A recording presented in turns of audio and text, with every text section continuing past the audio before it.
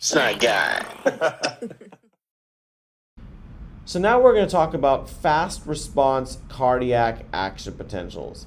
Notice on the y-axis we have Vm, the membrane potential, in millivolts, and on the x-axis we have time going along here in milliseconds.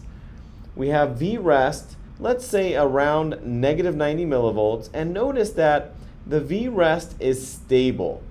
And that means that we have a balance of current. So we can say that the inward sodium current leaking in is about the same as the outward potassium current that's leaking out.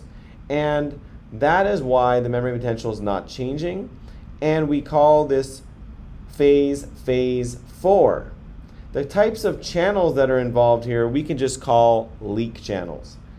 Now once we have a stimulus that rapidly gets us to threshold, we open enough voltage-gated sodium channels to trigger an action potential that looks much like a skeletal muscle or neuronal action potential. Look at that fast rate of depolarization, which is where the name fast response action potentials comes from. We can see here that the types of currents we're dealing with is a greater inward sodium current through these fast voltage-gated sodium channels that exceeds any outward potassium current. And that is the dominant current that is occurring during phase 0. Now remember that voltage-gated sodium channels inactivate very rapidly, and as they complete their inactivation, we're starting to open voltage-gated potassium channels. Now the first type are what we call transient outward potassium channels. And that increase in outward potassium current is going to exceed any bit of sodium current that's left that's coming in.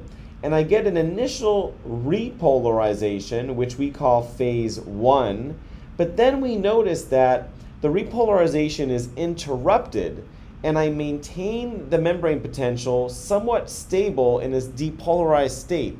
And this plateau, which we can call phase 2 here, is a balance of outward potassium current through some different channels. There's lots of different kinds actually, but we'll just call these the delayed rectifier potassium channels.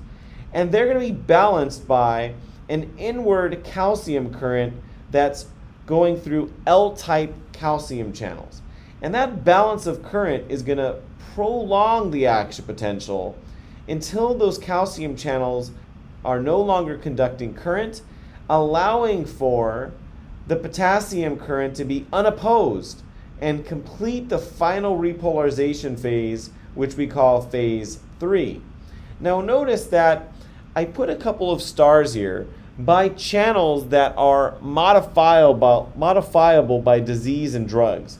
The fast voltage-gated sodium channels in the fast response action potential are manipulated by certain disease states and drugs, and the type of potassium channel that's required over here that's dominant for this phase 3, the rapid delayed rectifier potassium channel, is also a target of disease and drugs. And so just keep your eye on those two channels in particular as having clinical relevance.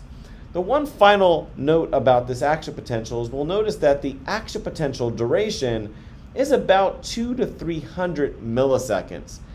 The only important thing to get out of this is that the action potential duration is very long, much longer than a typical skeletal muscle or neuronal action potential.